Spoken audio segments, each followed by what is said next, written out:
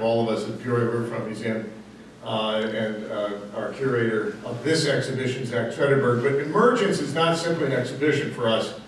It's a way of thinking about Peoria emerging as a world-class, confidently known as a world-class place for arts. All of Central Illinois, Galesburg, Bloomington, Elmwood, lots of different corners of this great region are represented, 57 artists in all. And I really feel like the artists have been our partners, our collaborators, whereas we have presented together a new way of thinking.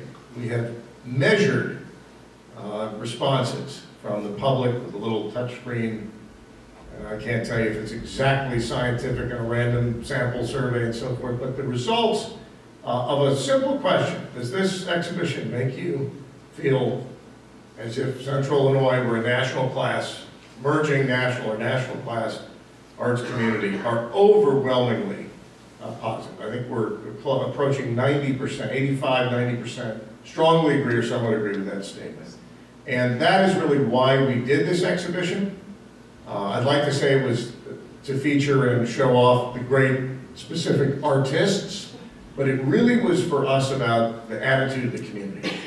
And I want to thank you all who are here, who show up on rainy days and sunny ones to support this private, not-for-profit museum, which will continue to hold the torch high for the idea that Central Illinois is a national class arts community.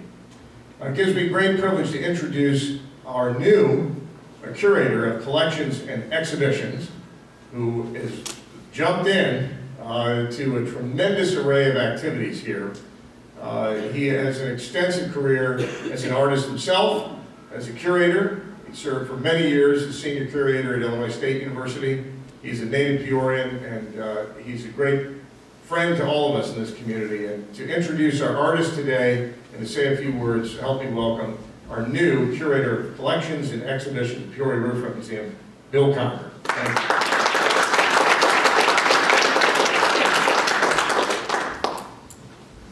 To reiterate what John said, welcome, thank you for being here.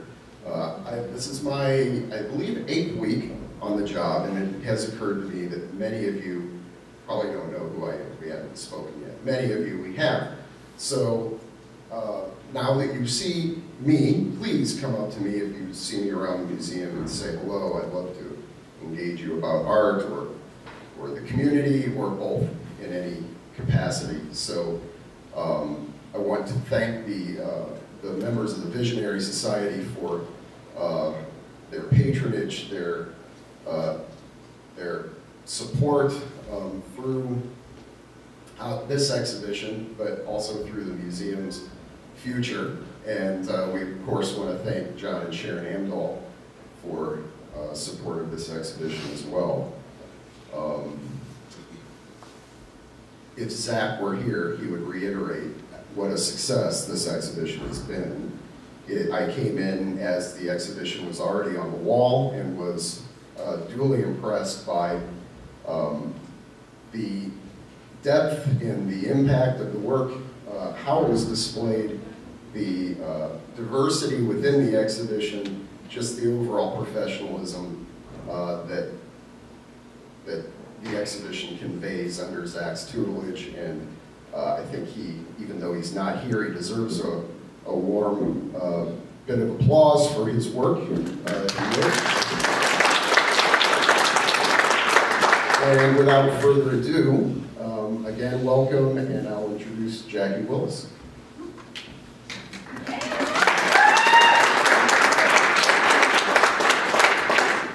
Okay. All right, so my name's Jaci Willis, and I live here in Peoria, Illinois. I like to take on great challenges. It's something that happened when I was in my 40s. Decided I wanted to have a master's. Switched out from painting giant murals across Peoria and different cities to taking on sculpture. So this is my daughter. Because my daughter lives with me in a house on Florida that we've taken on to help the neighborhood. So it's just like with my sculptures, I like to install sculpture in an area and see the positive growth. We're installing ourselves in Peoria and Flora area, and we're going to do the same thing. She is marketing, she is my office manager, and she takes care of the crisis counseling in my life. And this was one summer when I had too many things going all at once. She just jumped up on the ladder and said, I'll help you go and clean some of these rings, just to calm down. So, this is part of my family. How many did I put in there? I'm missing 32 nieces and nephews in there, and something like 6 uncles and some aunts. But I come from a large Catholic family, and you know what Catholics like to do, and we did it well. I like to work over at Bradley University when I'm working on plays, because I'm trying to show students how it's really done. There's too many kids that come out of a 4-year degree in art and haven't learned anything about foundry work on processing bronzes or making public art. So I try as much as I can to be around them and answer questions and show them technique. These are some of the things that happen. I teach Cameron and Jordan welding, and next thing I'm doing is running over and helping Fisher pour some 100 pounds of bronze and then run back and teach welding. It's a really fun, exciting day. You never know what's going to happen. Sometimes you catch yourself on fire. Some days you're okay. I also like to help when I have graduate students hanging around. I'm doing pieces. They get to actually work in, like this piece. Also was helping me on patina. It's a 2-man job with weed burners that you find anywhere, but you have to heat up that to a straw yellow to apply chemicals. And these are things that you wouldn't get to learn anywhere else unless you were actually working at a foundry. And I had worked in 2 foundries. So I'm using my experience to show what you can do. This is just the beginning of a soldier I had to do for Chillicothe vets. And I'm just showing you the process. This is just one panel. Usually I have like 6 to 8 panels all the way around, so I can view from different views as I'm committing to the clay. So I take up a lot of space. I've been told that a lot. What we did here was Fisher Stoltz took the one on the right and I took the one on the left, but we wanted to make sure that when they were in front of the VFW memorial that they would see eye to eye. So we had to make these exact on the height and the eyes, checking to make sure. So that's how the students got to watch as we were progressing through, back and forth. And this is what the finished bronze looks like. I put the patina on this, and we do that for our students to show them also which chemicals to make contrasts in bronze. All the detail you see here is actually from months and months of research. Everything that I have to go and make has to be historically perfect, even down to the attention of the way he would salute at that time period was this way and not like this what we're used to. Down to the buttons and everything. I'm a fanatic when it comes to research. Switch over. This was our first one that we actually collaborated on. It was Coach Robertson. You've seen him at Bradley University. But since then, you know, I finished that one in Macomb, Facing the Storm. There's a group of women. What I usually like to do when I start a piece is get the feel of the community. So we have a big hot tea and cookie time. We get together and we talk about what do you want from your sculpture? What do you want me to go and convey to you? And for the women in Macomb, they said, this is what we want. We want this to represent all the women that never really got any recognition in the early 1900s. We want you to conglomerate all 13 of them into one sculpture, and can you get us a maquette in about 2 weeks?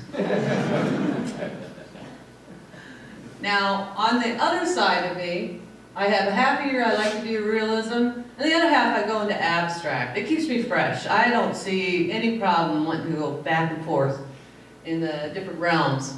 And a maquette is something, it's a small scale sculpture. It's usually about 13, 15 inches tall. I whip those through, but as I'm running with it, I'm also dreaming. I'm thinking about the people around me, and that makes a big impression on what happens with my sculpture when it's an abstract. I'm actually feeling instead of viewing. Like in realism, I view a lot, but in abstract, I'm sensing a lot. And then I like to bend a lot of rod. So every once in a while they startle me. That I'm known as Jumpy Jack, because I could be in the middle of a good bend and freak out if someone came up. My bends can get really tall. I feel like the more I can challenge myself, the better I feel about myself. So the only thing that's stopping me right now is the ceiling on Bradley's studio. I generally have 200 to 300 rings that I cut for each piece. And so I bring in these 20-foot pipes and I'll sit there and I will just be chopping all day long. And when I get them done, then I start thinking of configurations and I do a weld. And then I figure out what colors I'm actually going to be working on. I use a kiln, and I used to have a bachelor's in ceramics, so I have a kiln and I started doing glass slumping. And when it gets about 1450, I have to lift that lid and let that all blow up into my hair. Pray to God I didn't wear hairspray that day. And get it to cool really fast. And the temperature changes as it cools. And then while that's going on, I'm running around with the hoist, flipping my pieces sideways or whatever so I can get them welded in the way I like to do it. I like a very rough texture on areas of my pieces, so usually people stay the heck out of my way when I'm welding because I'm splattering all over the place.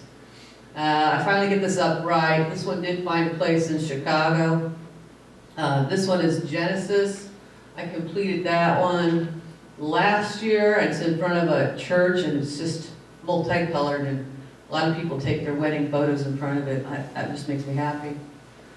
Surge was one that I first developed, and it went to Chicago, and it was on the lakefront for a whole year, enjoying that. And now it's over on the west side of Illinois somewhere. And this is conglomerations of blues that I see. When I think about circles, I think about souls, and these are all the souls within an environment and how much people react to each other with the differences we have in life. So I can go on and on about how I feel about these, but they're spiritual. A lot of people have seen Spanish Dancer. That one went to ICC's collection. That one was just because I felt the need to dance in the studio. So I would wear my leathers and I would dance around this curve, and then I would add another curve and I'd bend something and go dance a little more. And that's how I got this feeling that you have movement in there. And it's a little difficult doing that with boots on, but no one's watching. So now my quest now is to try to do small scale. This is one of my first attempts at small scale. I'm a large kind of woman. I like my pieces at least 12 feet tall, or I don't feel comfortable. So I'm trying to go down to 15 inches, but we'll see how long that lasts. This one's Night Empress.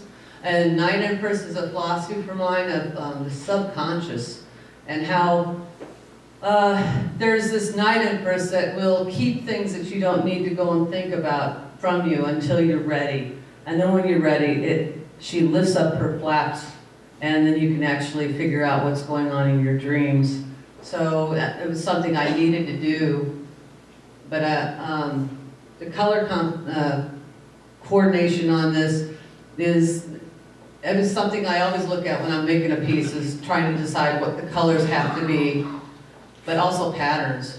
This pattern is actually from my days as a young 6-year-old learning how to crochet and doing the triangle pattern. If anybody knows how to crochet, that was one of my first things I did, and I actually put it in this comforter on my Night Empress because I felt that it was taking care of me at night.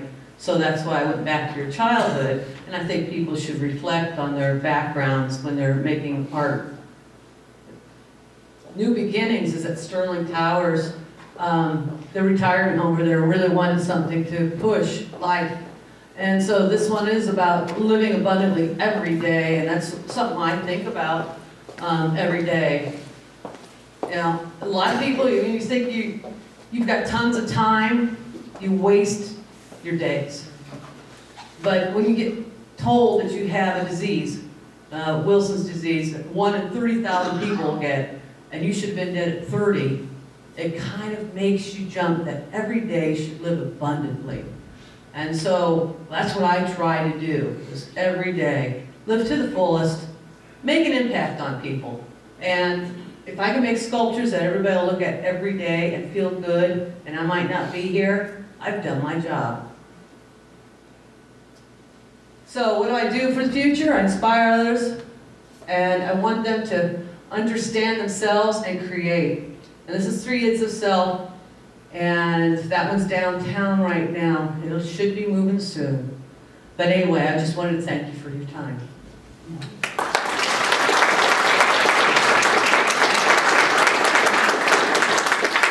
Is there any questions?